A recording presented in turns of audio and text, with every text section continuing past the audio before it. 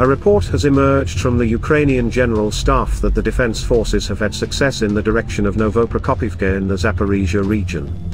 In the eastern sector of the Novoprokopivka locality, units of the enemy's 70th Motorized Rifle Regiment have been reinforced by the 1430th and 41st Motorized Rifle Regiments of the Territorial Forces, but there is a nuance. As recently as last week, these very forces, which have now been thrown in for backup, have themselves lost their combat effectiveness. But with the shortage of resources, no one brings them out to make up for the loss of personnel and equipment. All of them are immediately put to meat. Well, since the times of the USSR, the tactics of the Russian command have not changed.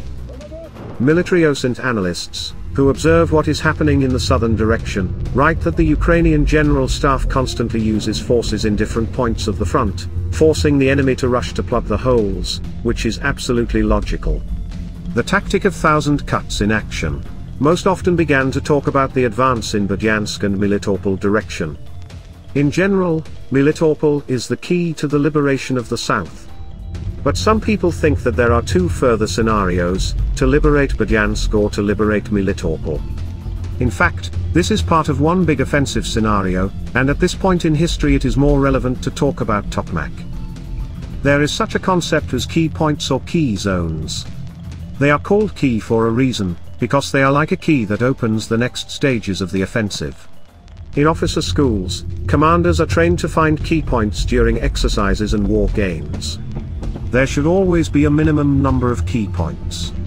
That is, you should not say, "Aha! This height is a key point, and this route is a key point, there is a forest, somewhere else the enemy can hide, also a key point." This is the wrong approach. You find the key points, then you minimize them further, and as a result only the most important ones remain.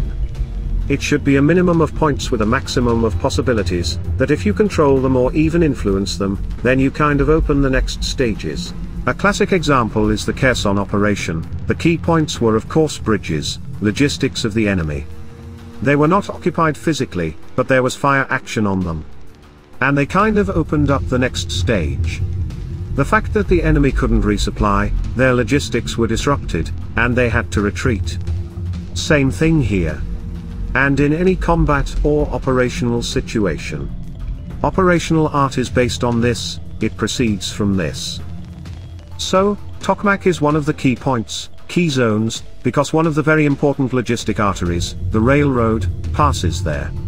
And then of course, there will be Melitopol and Berdyansk, but first, Tokmak. And it is not even important to occupy Tokmak, but to take under fire control just this logistic chain and eventually, of course, to liberate it, but first of all it is permanent fire control.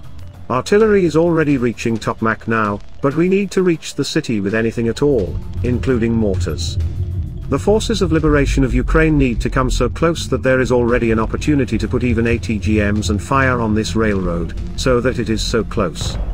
Like the railroad that goes from Volnovakha to the north, it is literally just a few kilometers from the front, so the occupants do not use it. That is, the front must come a few kilometers literally to this railway line. And then a new key point will open up.